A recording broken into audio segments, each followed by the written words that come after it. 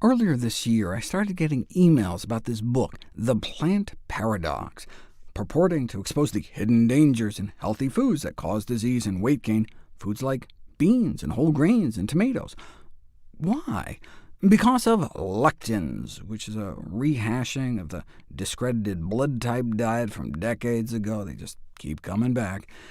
Yeah, but this was written by an MD, which, if you've seen my medical school videos, you'll know is effectively an anti-credential when it comes to writing diet books, basically advertising to the world that you've received likely little or no formal training in nutrition.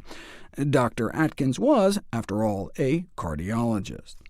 But look, you want to give the benefit of the doubt.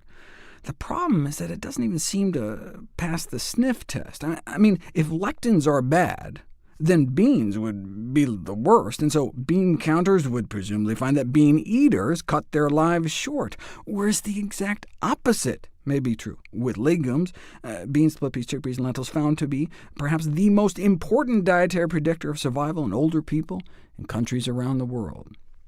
As Dan Buettner points out in his Blue Zones work, lectin-packed foods are the cornerstone of the diets of all the healthiest, longest-lived populations on the planet.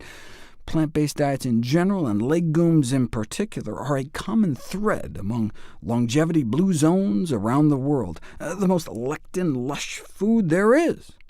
And if lectins are bad, then whole grain consumers should be riddled with disease, when in fact whole grain intake is associated with a reduced risk of coronary heart disease, the #1 killer of men and women, strokes too, and total cancer, and mortality from all causes put together, meaning people who eat whole grains tend to live longer and get fewer respiratory diseases, infectious diseases, diabetes, and all non-cardiovascular, non-cancer causes to boot.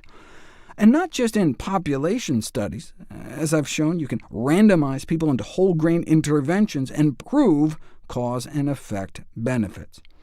The same with tomatoes. You randomize women to 1.5 cups of tomato juice or water every day, and all that nightshade tomato lectin reduces systemic inflammation, or has waist slimming effects, reducing cholesterol as well as inflammatory mediators. So when people told me about this book, I was like, let me guess, he sells a line of lectin-blocking supplements. And what do you know? Assist your body in the fight against lectins for only $79.95 a month.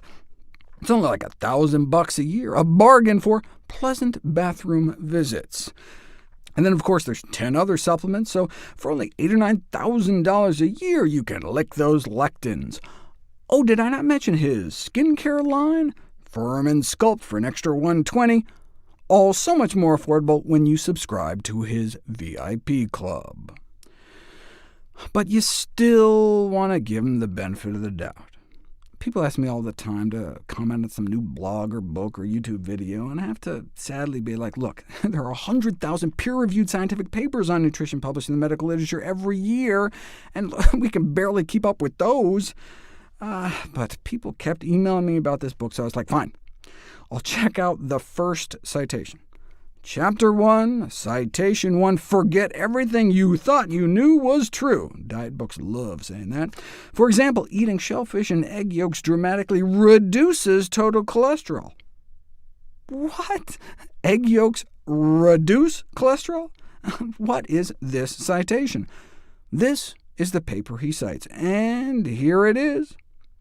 By now, you know how these studies go. How do you show a food decreases cholesterol? You remove so much meat, cheese, and eggs that overall your saturated fat falls, in this case about 50%.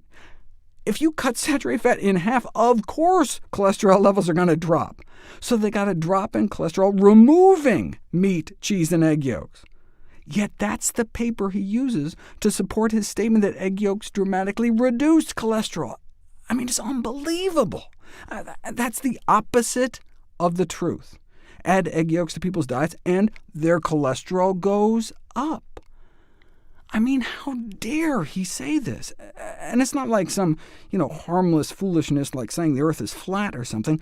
Heart disease is the #1 killer of men and women. This could actually hurt people.